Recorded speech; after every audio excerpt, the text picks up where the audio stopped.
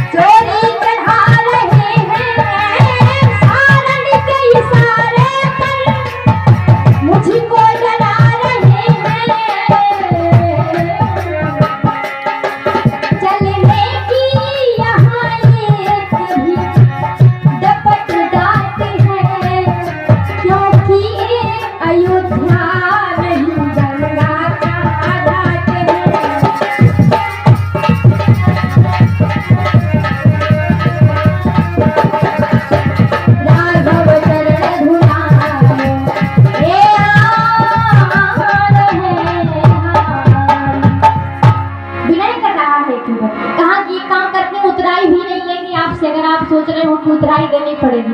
पद कमल धोए चढ़ाय नाथ उतराई चढ़, पद कमल धोए चढ़ाय नाथ उतराई चढ़, बोले राम राम आन दशरथ सपत सब साची कहो।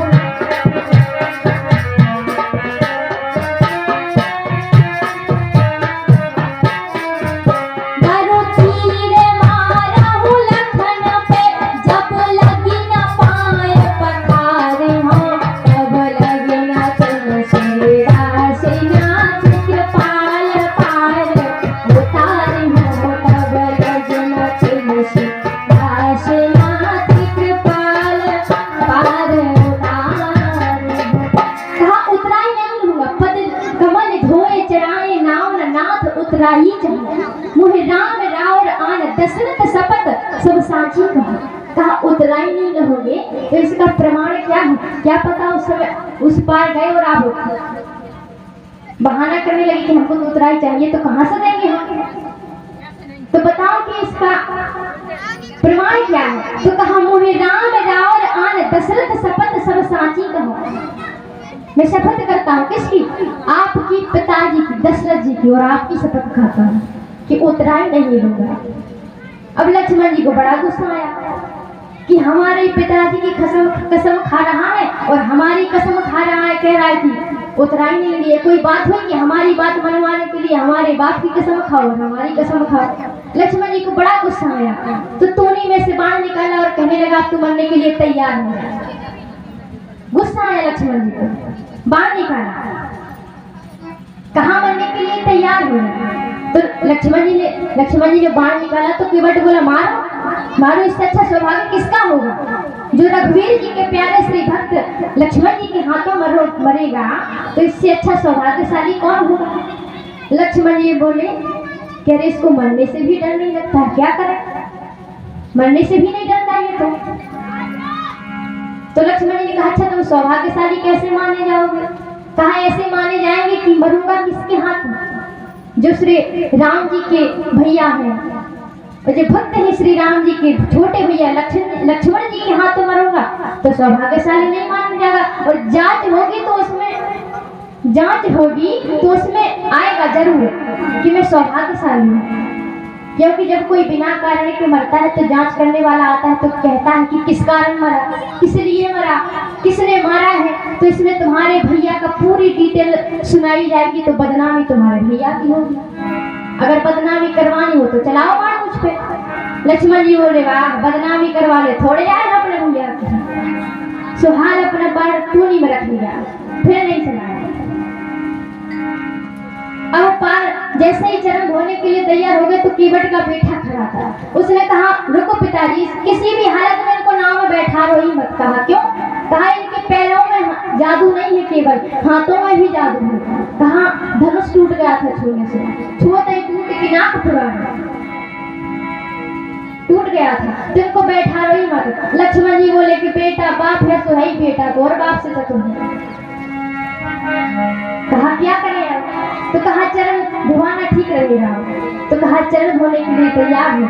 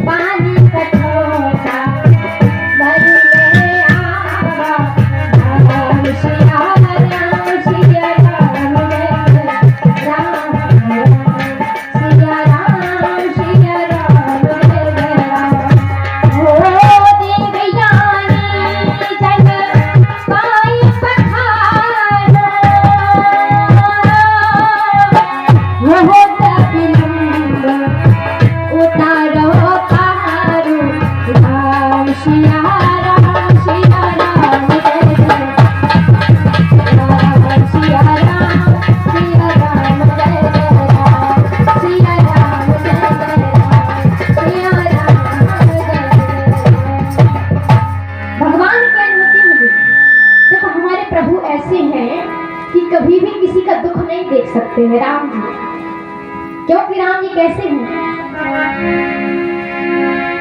प्रबल प्रेम के पाले है पड़ी कर, प्रभु को नियम बदलते देखा, प्रभु को नियम बदलते देखा। और अपना मान टले टल जाए पर भक्ति का मान न टलते।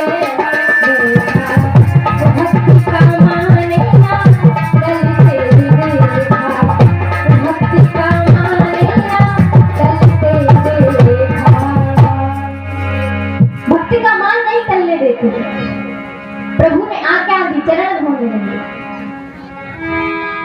देवी देवता पुष्पों की वर्षा करने लगे कि बाहर के वक्त क्या तुम्हारे धन्य भाग हैं कि सिर पे हाथ रखवाएं राम जी से।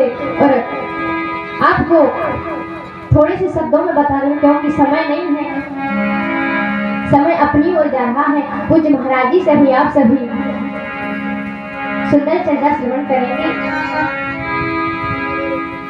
अब पार कर दिया केवट ने राम जी को, उस पार पहुंचा। केवट से कहने लगी कि उतरा ही ले लो कुछ, बहुत की ने प्रभु लखन से नहीं कुछ केवट ले, कुछ नहीं लिया केवट ने,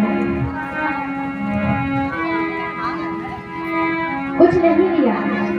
कहा अब तो फिर, क्योंकि मल्लाह है कभी मल्लाहों से मल्लाही नहीं लेते भैया।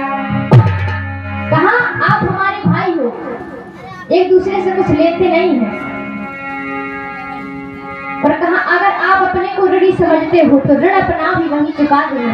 अपने को ऋणी समझते हो तो ऋण भी वहीं चुका देना। मैंने तुम खोए पार किया, तुम मुझको पार लगा देना। मैंने तुम खोए पार किया, तुम मुझको पार लगा देना। मैंने तुम खोए पार किया, तुम मुझको पार लगा देना। बहुत कहा राम जी ने उतरा ही नहीं। समय को देखते हुए वाणी को विश्राम करते हैं। फिर दीवार